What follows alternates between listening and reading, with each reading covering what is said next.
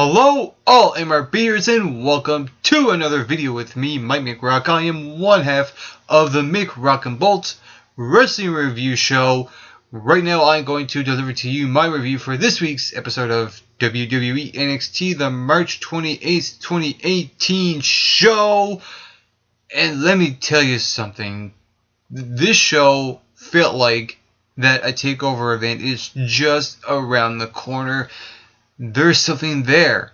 There's real build-up. There's real anticipation. There's real excitement heading into TakeOver New Orleans. I'm going to break the show down a little different. I'm going to talk about each segment. Now, even though there are parts of segments that happen sporadically throughout the show, I will treat that as one segment, and that has to do with a certain announcement that a certain someone made.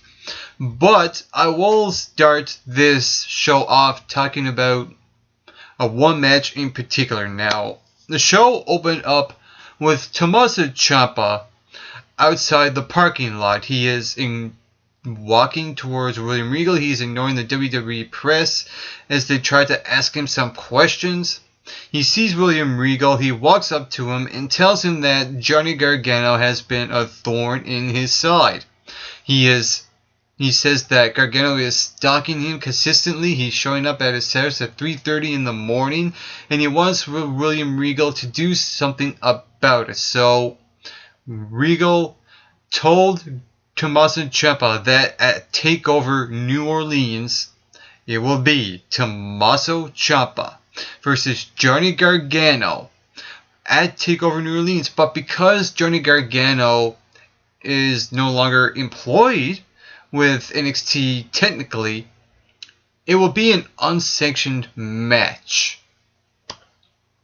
And I feel that now NXT, I think what feels like they have their main event for TakeOver New Orleans. To me, it makes sense. The stipulation makes sense. And this story has the most build heading into TakeOver New Orleans, more than any other match, even more than the NXT Championship match.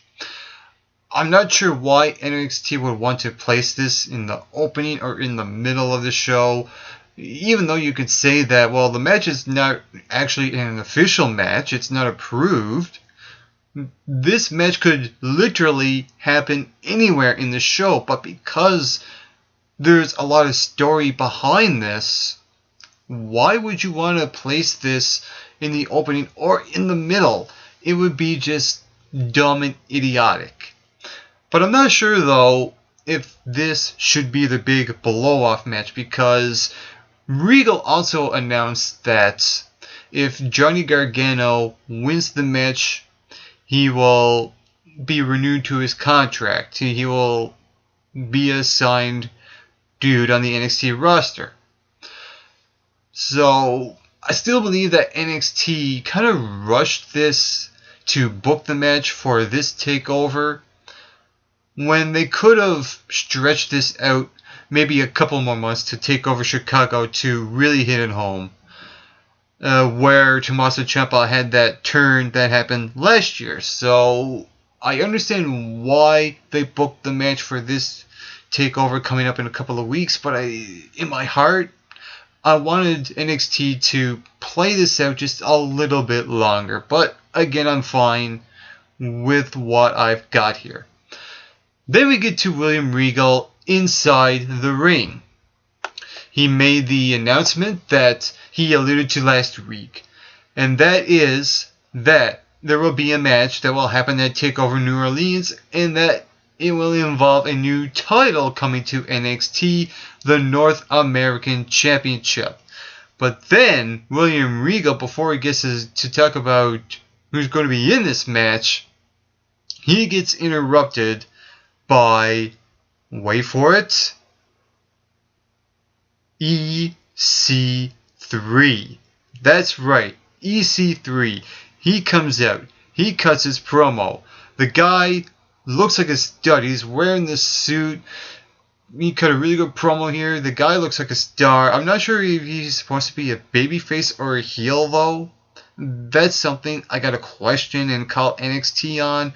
I don't know exactly what EC3 is,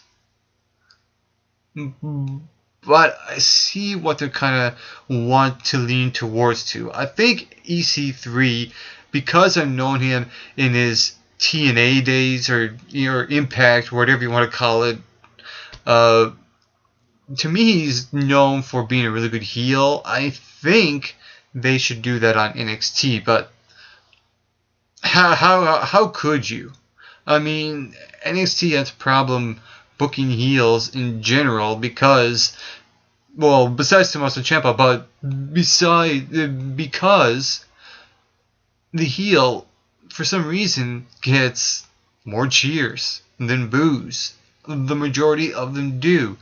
So I'm not exactly sure what NXT is going to do with Ethan Carter III. Is he going to be a babyface? Is he going to be a heel? I don't know. But what I do know is that on this show, he actually looked like a star. He felt that William Regal should hand him the North American Championship, but Regal said that you have to earn it. And Regal also announced that EC3 won't be alone in this match. He will be in the ring with 5 other competitors in a ladder match for the North American Championship. And throughout the show, William Regal announced certain guys in certain places of the show. He first mentioned Adam Cole. His second choice was the Velveteen Dream. After Lars Sullivan just squashes a jobber, William Regal sees Lars Sullivan walking backstage, and he put him in the ladder match as well as Killian Dane, and we're going to get to see Lars Sullivan and Killian Dane next week on the show as like a teaser to the ladder match. And the 6th competitor that will be in this match will be Ricochet. That was the last thing we saw on this show, and it was a really good way to close off the show. Really, this ladder match looks really good on paper. You have a couple of crash test dummy guys. You have a couple of big dudes. This match has a good mix and a good variety of talent here. I will save my prediction for this match from my prediction video coming out next week. The first match on the show was one of the 2 semi-final matches in the Dusty Rhodes Tag Team Tournament Classic. It was the Street Profits taking on the Authors of Pain. This was a very quick match, and for me, this match was a complete letdown because I feel that the Street Profits should have won this match instead of the Authors of Pain. I felt that AOP are starting to overstay their welcome. They should be called up to the main roster by now, and they're a team that should be making other teams look good. NXT should have went with Street Profits here because it's a fresher team to lean towards to win the tournament, and I don't understand why AOP had to win this match. It was completely unnecessary, and they didn't need to. So I was disappointed with the outcome. I really was. That's one big takeaway I got from this match. The other big takeaway was that they made Montez Ford look like a complete idiot here. If he really wanted to win this match like he said in the beginning of the match, why would he start celebrating and dancing his way to Paul Ellering after a spinebuster and then hand him a cup? To me, that made no sense whatsoever. I'm not sure what NXT was trying to do here. It just made Montez Ford look terrible. And it's funny, too. Soon as NXT was starting to win me over with the Street Profits, they pull this stunt, and I'm almost back to I can't stand them anymore. I can't stand Montez Ford. I was starting to like him, but then they done this. I don't understand it. I really don't.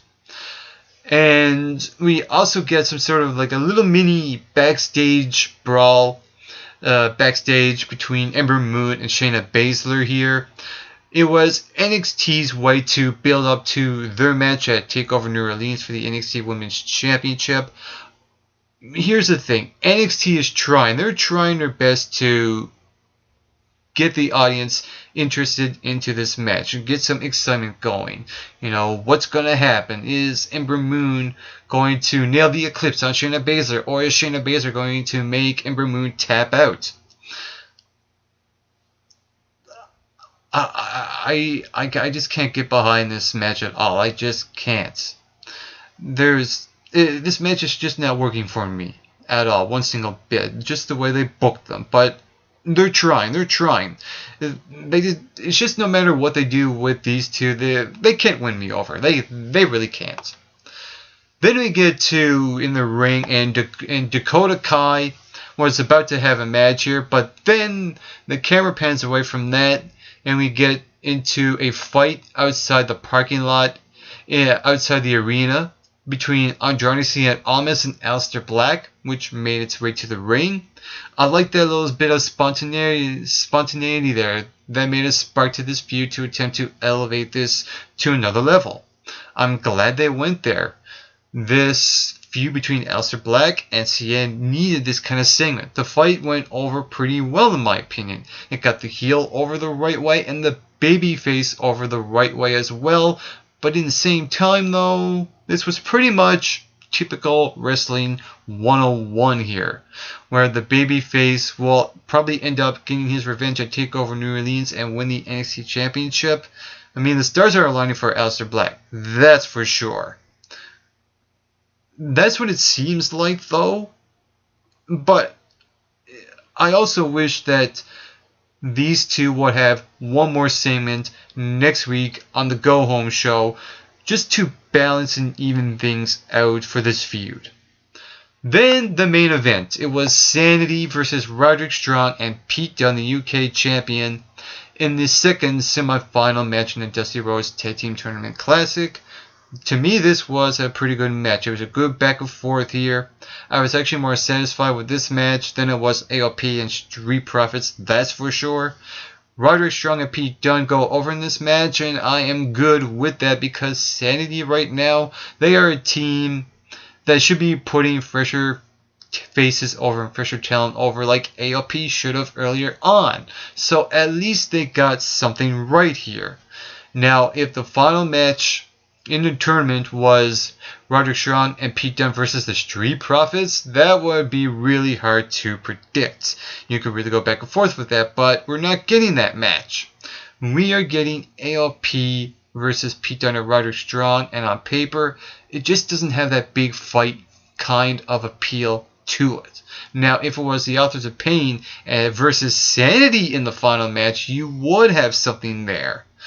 But this AOP versus Roderick Strong and Pete Dunne, I'm literally crossing my fingers that AOP doesn't win here because you don't need another repeat victory for the Authors of Pain because they already won the Dusty Rhodes Cup 2 years ago. They don't need to win it again.